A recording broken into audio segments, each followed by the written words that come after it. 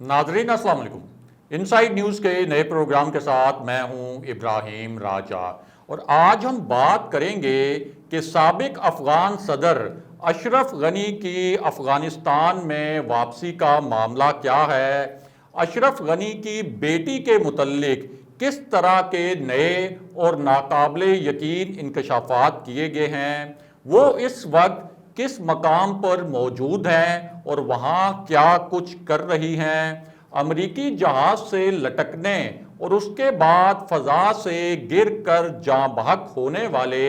एक डॉक्टर के मुतल्लिक किस नोयत के हैरत अंगेज़ इंकशाफात सामने आए हैं। कलअदम तहरीक तालिबान पाकिस्तान के हवाले से अफ़गान तालिबान ने क्या बड़ा ऐलान किया है और तुर्की ने अफ़गानिस्तान में नई हुकूमत के हवाले से क्या फ़ैसला करके सबको हैरान कर दिया है। हमारे जिन दोस्तों ने अब तक हमारे चैनल को सब्सक्राइब नहीं किया, उनसे हम कहेंगे कि हमारे चैनल को सब्सक्राइब कर लें ताकि उन्हें अहम मालूमात बर वक्त मिलती रहें। अब वापस आते हैं आज के मौजू पर, यानी अशरफ गनी की वापसी का मामला क्या है। सबसे पहले आपको अशरफ गनी की बेटी के मुतल्लिक जो नई और सनसनीखेज मालूमात सामने आई हैं उनसे आगाह करते हैं कि वो असल में इस वक्त कहाँ हैं और क्या कर रही हैं। तो मामला ये है कि एक ऐसे वक्त में जब अफ़गान तालिबान ने काबुल से अमरीकी कब्जा छुड़ाया और इब्तदाई तौर पर अफ़गान सदर अशरफ गनी काबुल से फरार हुए, तो उस वक्त उनके मुतल्लिक एक बड़ी खबर आई और वो खबर ये थी कि अफ़गान सदर काबुल से फरार होते हुए 4 गाड़ियों में डॉलर्स भरकर और एक हेलीकॉप्टर में भी उन्होंने डॉलर्स भरे और इन डॉलर्स के साथ वो काबुल से फरार हुए थे। पहली मर्तबा उनके ताजिकिस्तान जाने की खबर आई, फिर ये खबर आई कि वो उज़्बेकिस्तान चले गए हैं, लेकिन दोनों मर्तबा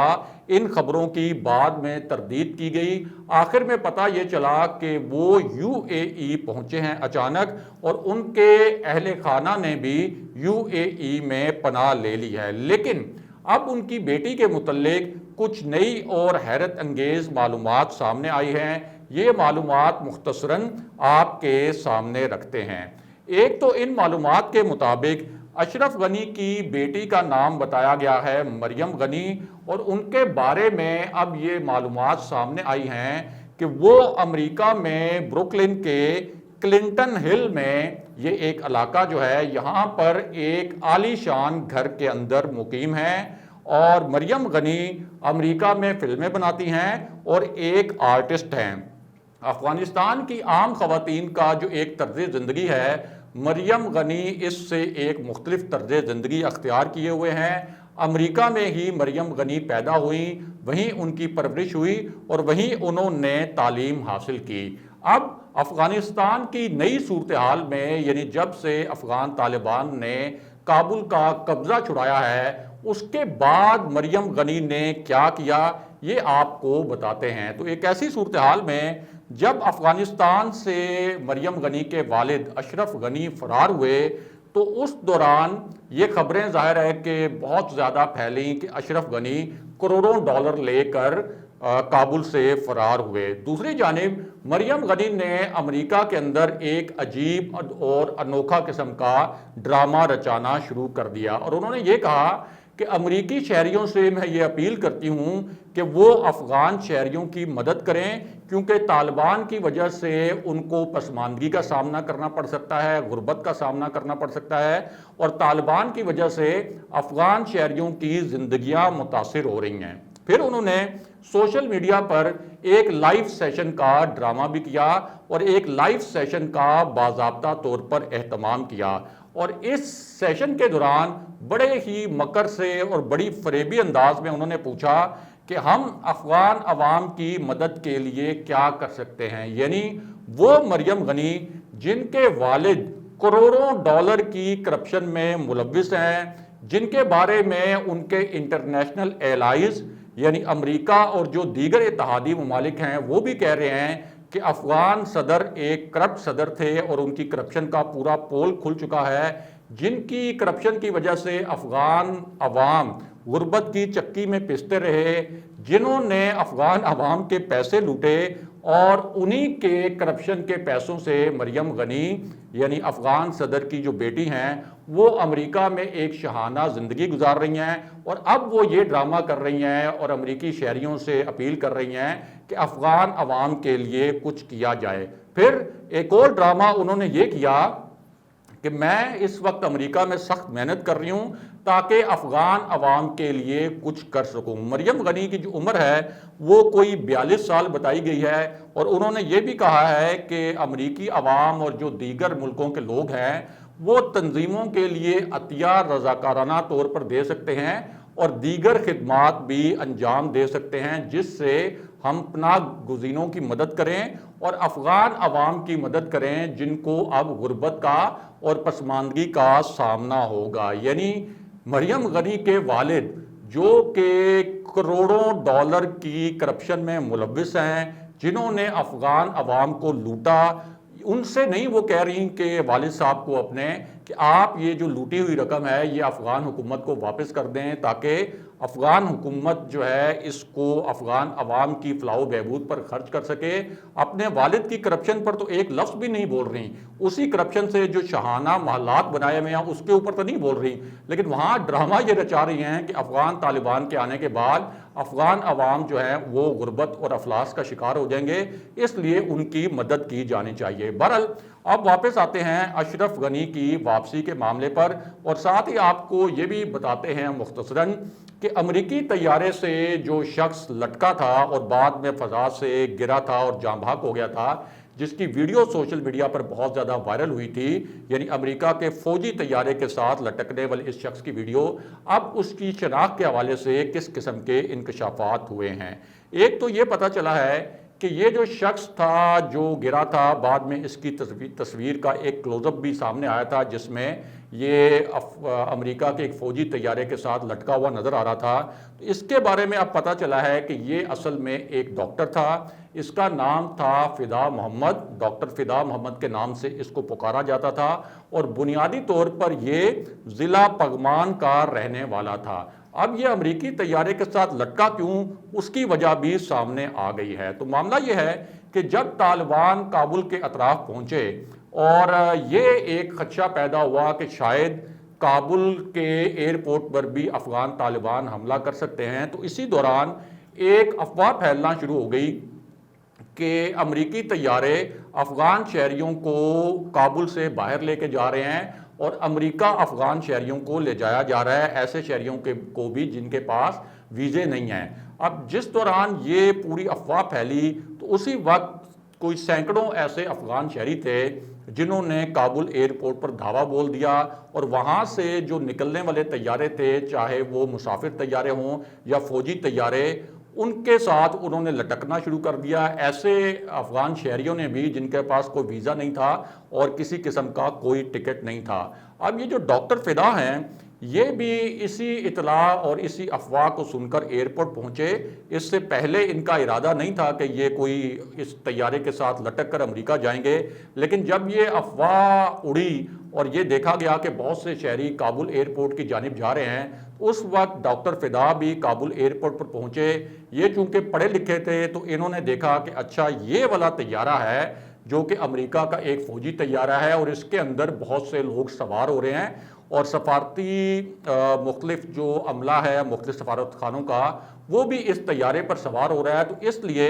یہ ان شہریوں کے ساتھ مل کر جنہوں نے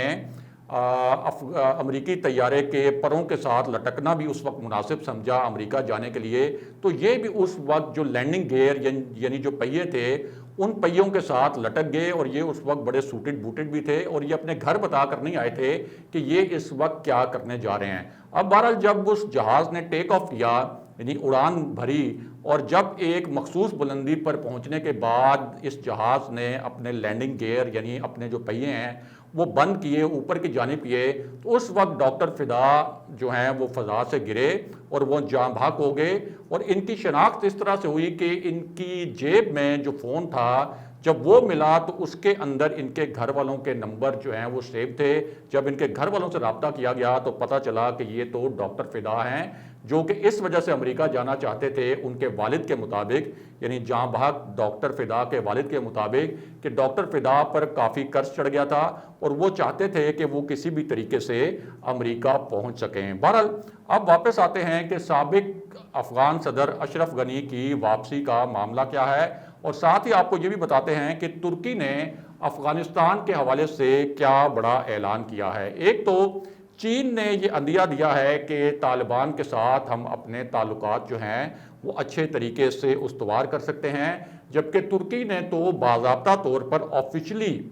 یہ سٹیٹمنٹ دیا ہے اور یہ واضح کر دیا ہے کہ افغانستان میں افغان طالبان کی حکومت سے بھی ان کو کوئی مسئلہ نہیں ہے. افغانستان کے اندر جو بھی حکومت بنائے گا ترکی اس کے ساتھ مکمل تعاون کرے گا اور افغانستان کی نئی حکومت کے ساتھ مکمل طور پر کھڑا ہوگا. دوسری جانب افغان طالبان نے ایک اہم اعلان یہ بھی کیا ہے کہ تحریک طالبان پاکستان کی افغانستان کے اندر اب کسی قسم کی کوئی گنجائش نہیں ہوگی, یعنی پاکستان کے جو خدشات تھے وہ مکمل طور پر دور کر دیے ہیں افغان طالبان نے. اس حوالے سے ایک سٹیٹمنٹ آیا ہے. دوسری جانب افغانستان کے ایک شہر اسد آباد میں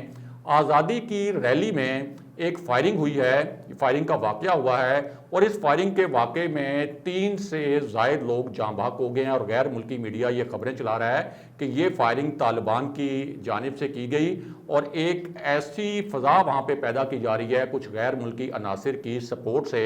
تاکہ وہاں پر ایک مرتبہ پھر پرتشدد صورتحال ہو, اور افغان طالبان نے جو کنٹرول حاصل کیا ہے اس وقت افغانستان کا, اس کو متنازع بنایا جا سکے. اس کے علاوہ ایک اہم خبر یہ بھی ہے کہ امریکی فورسز کے جو chairman joint chiefs of staff ہیں انہوں نے کہا ہے کہ افغانستان پر طالبان نے جتنی مہارت سے اور جتنی تیزی سے قبضہ کیا اس کی ہم درست پیش گوئی نہیں کر سکے, اور نہ صرف یہ کہ ہم اس کی درست پیش گوئی کرنے میں ناکام رہے بلکہ یورپ کی اور دنیا بھر کی انٹیلیجنس ایجنسیز اس بات کی پیش گوئی کرنے میں ناکام رہیں کہ افغان طالبان کی کیا صلاحیتیں ہیں, اور افغان فورسز کے بارے میں بھی یہ اسیس کرنے میں ناکام رہے کہ افغان فورسز میں قیادت کی بھی کمی تھی, جذبے کی بھی کمی تھی, اور اسی وجہ سے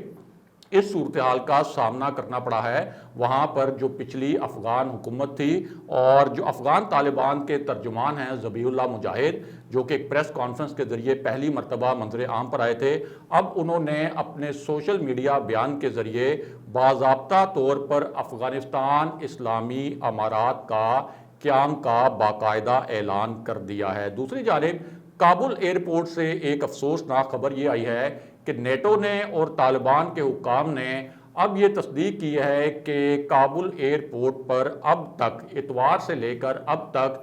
12 افراد جو ہیں وہ جاں بحق ہو چکے ہیں فائرنگ کے واقعات میں اور بھگدڑ مچنے کے واقعات میں. بہرحال اب واپس آتے ہیں کہ اشرف غنی کی ممکنہ واپسی کے معاملے پر. تو یو اے ای جب پہنچے افغان صدر اشرف غنی جو کہ کروڑوں ڈالر اپنے ساتھ لے کر فرار ہوئے تھے, پہلے تاجکستان ازبکستان کے بارے میں خبریں آئی تھی کہ وہ وہاں پہنچے, لیکن یو اے ای پہنچ کر انہوں نے باضابطہ وہاں سے ایک ویڈیو سٹیٹمنٹ جاری کیا, اور اس ویڈیو سٹیٹمنٹ کے دوران انہوں نے بڑے بڑے جھوٹ گھڑے اور اپنے فرار کے متعلق بڑے لیم ایکسکیوزز جو ہیں وہ بیان کیے, اور یہ کہا کہ وہ تو اصل میں افغانوں کو خون ریزی سے بچانے کے لیے کابل سے نکلے تھے. دوسرا جھوٹ انہوں نے یہ بولا کہ افغان طالبان کابل پہنچ کر ان کو ایک کمرے سے دوسرے کمرے میں ڈھونڈ رہے تھے, لیکن وہاں جو موجود صحافی تھے جو اس پوری صورتحال کی کوریج کر رہے تھے ان کے مطابق ابھی تو افغان طالبان صدارتی محل سے بہت زیادہ دور تھے اور کابل میں بھی ابھی پوری طرح سے انٹر نہیں ہوئے تھے جس وقت افغان صدر اشرف غنی نے یہ فیصلہ کر لیا تھا کہ وہ کابل چھوڑ دیں گے, اور افغان صدارتی محل سے بہت دوری پر جب طالبان موجود تھے تو اس وقت افغان صدر وہاں سے نکل چکے تھے. اب اشرف غنی نے مزید جو ایک حیران کن نقطہ بیان کیا وہ کیا تھا؟ وہ نقطہ یہ تھا کہ انہوں نے کہا کہ ہم سے پہلے بھی, یعنی مجھ سے پہلے بھی کئی لیڈر ایسے ہیں جو افغانستان سے گئے لیکن بعد میں واپس آ گئے۔ میں یہاں UAE میں بیٹھ کر بھی مختلف فریقین سے بات چیت کر رہا ہوں۔ جس طرح سے کچھ لیڈر پہلے باہر گئے اور واپس آ گئے، میں بھی یہاں واپس آ سکتا ہوں، یعنی کابل میں میری واپسی ہو سکتی ہے۔ لیکن یہاں حقیقت یہ ہے کہ امریکہ، اشرف غنی کے جو دیگر اتحادی ممالک تھے اور اشرف غنی کے اپنے جو قریبی وفادار ساتھی تھے جنہوں نے اشرف غنی کے ساتھ مل کر لوٹ مار کی، انہوں نے بھی اب اشرف غنی پر یہ الزامات لگانا شروع کر دیے ہیں کہ اشرف غنی بنیادی طور پر افغانستان کی تاریخ کے بدترین صدر تھے، بزدل ترین صدر تھے اور کرپٹ ترین صدر تھے، اور ان کا واحد مقصد اپنا اقتدار بچانا اور اپنی کروڑوں ڈالر کی کرپشن کو بچانا تھا۔ تو وہ واپسی کے اشارے تو دے رہے ہیں، لیکن یہ جو بات ہے یہ صرف فیس سیونگ کے لیے ہے، اور خود جو امریکی حکام ہیں اور جو نیٹو کے حکام ہیں اور جو غیر ملکی حکام ہیں جو کہ افغان صدر کی حکومت کو سپورٹ کرتے رہے، وہ بھی یہ کہہ رہے ہیں کہ افغان صدر جھوٹ بول رہے ہیں، وہ کرپٹ ہیں اور وہ کبھی بھی کسی بھی صورت کابل واپس نہیں آئیں گے۔ اگلے پروگرام تک کے لیے خدا حافظ۔